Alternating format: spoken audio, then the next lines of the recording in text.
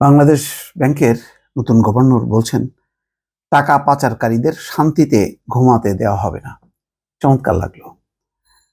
Ahsan H Mansur, সবাই তাকে সজ্জন মানুষ হিসাবে, ভালো মানুষ হিসাবে জানেন এবং গত বেশ কয়েক বছর ধরে তিনি ক্রমাগতভাবে আর্থিক ব্যবস্থার যে অনিয়ম, দুর্নীতি, অর্থ পাচার, লোপাট এগুলো নিয়ে তিনি সোচ্চার ভূমিকা পালন করছেন বা বক্তব্য রাখছেন। কেন তিনি এই কথা বলছেন দেখেন।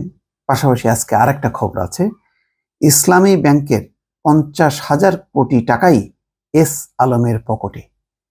একটা ব্যাংকের 50,000 কোটি টাকা এস আলমের পকেটে।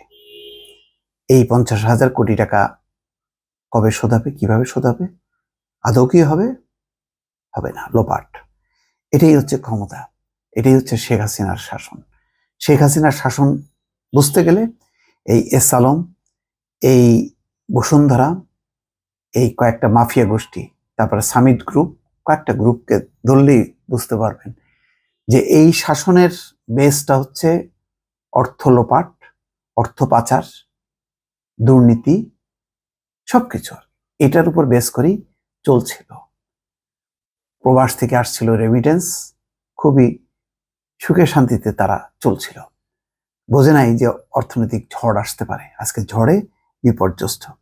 এই বিপর্যস্ত অবস্থার মধ্যে রাজনৈতিক পট পরিবর্তন, যে পট পরিবর্তনে অন্তর্বর্তী সরকার ক্ষমতা এসছে, আর এসেই ঢেলে সাজানো শুরু করেছে প্রশাসন।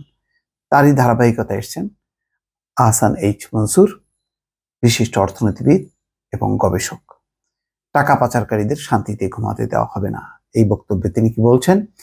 দেশের টাকা যারা পাচার করেছেন তাদের শান্তিতে ঘুমাতে দেওয়া হবে না বলে মন্তব্য করেছেন গভর্নর আহসান এইচ মনসুর। এরকম কথা শুনেছেন সাম্প্রতিক সময়? কোনো কারোর মুখ দিয়ে শোনেননি, কারণ সব হচ্ছে লুটপাটের সহযোগী।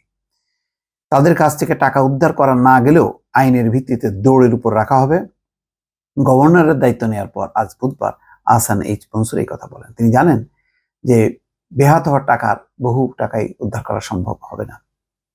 তিনি বলছেন ব্যাংক খাতে এখন যে খারাপ অবস্থা তার জন্য বাংলাদেশ ব্যাংকও দায়ী। এটাই তো সবাই আমরা বলছিলাম। এখন দেখার বিষয় কেন তারা অনিয়মে সহায়তা করেছে।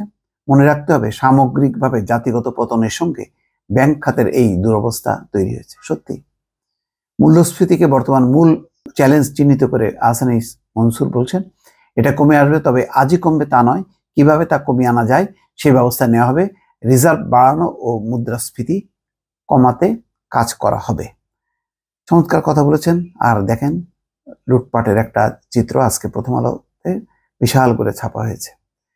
মাত্র বছর দশেক আগেও দেশের শীর্ষ ব্যাংক ছিল ইসলামী ব্যাংক বাংলাদেশ পিএলসি।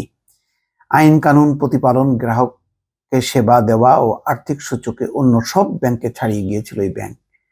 ব্যাংকের আস্থার কারণে স্থানীয় আমানত ও বৈদেশিক মুদ্রার সংগ্রহে এটি সবচেয়ে এগিয়ে ছিল। ব্যাংকটির আকার এতটাই বড় হয়ে উঠেছিল যে বাংলাদেশ ব্যাংক থেকে বলা হতো ইসলামী ব্যাংক ঝুঁকিতে পড়লে পুরো ব্যাংক খাতে পদ্ধতিগত ঝুঁকি তৈরি হবে, যা রোধ করা সম্ভব হবে না।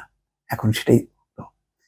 কিন্তু পরিস্থিতি পাল্টাতে শুরু করে 2017 সাল থেকে। ওই বছর সরকারের রাজনৈতিক সিদ্ধান্তে ইসলামী ব্যাংককে জামায়াত মুক্ত করার উদ্যোগ হিসেবে এর মালিকানা ও ব্যবস্থাপনার নিয়ন্ত্রণ নেয় সদ্য বিদায় নেওয়া আওয়ামী লীগ সরকারের ঘনিষ্ঠ এস আলম গ্রুপ। এরপর 7.5 বছরে নামে বেনামে ব্যাংকটি থেকে 50,000 কোটি টাকা বের করে নিয়েছে এই ব্যবসায়ী গোষ্ঠী ও এর স্বার্থ সংশ্লিষ্ট রাজশাহীর নাবিল গ্রুপ।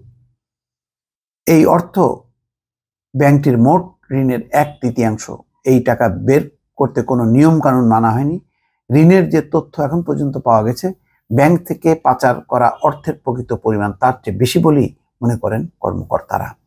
আর এই টাকা বের হয়েছে এস আলম গ্রুপের চেয়ারম্যান সাইফুল আলম, তার স্ত্রী, মেয়ের স্বামী, আত্মীয় সহ কর্মকর্তা কর্মচারীদের নামে। নতুন ঋণ হিসাবে অর্থ বের করতে তৈরি করা হয় নতুন নতুন প্রতিষ্ঠান।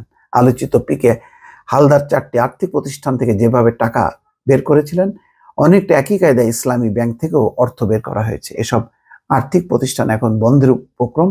আমানতকারীরা টাকা ফেরত পাচ্ছেন না। পিকে হালদার ছিলেন এস আলম গ্রুপের মালিকানাধীন আবিবা ফাইন্যান্স ও গ্লোবাল ইসলামী ব্যাংকের ব্যবস্থাপনা পরিচালক। মানে মোটামুটি টোটাল রিপোর্টের মধ্যে কিভাবে এই 50,000 কোটি টাকা বেহাত হয়ে গেছে তার এই প্রকৃত পরিমাণ এর চেয়েও বেশি বলে আশঙ্কা করা হচ্ছে। এই পাচারকারী মাফিয়াদেরকে নিয়েই চলছিল শেখ হাসিনার রাজত্ব, যে রাজত্বে ব্যাংক ব্যবস্থার নড়বড়ে শেয়ার বাজার ধ্বংস হয়ে গেছে। দর্শক, জানি না নতুন গভর্নর এসে নতুন কোনো দিক নির্দেশনা বা নতুন যুগের সূচনা করতে পারবেন কিনা। ভালো থাকবেন। আল্লাহ হাফেজ।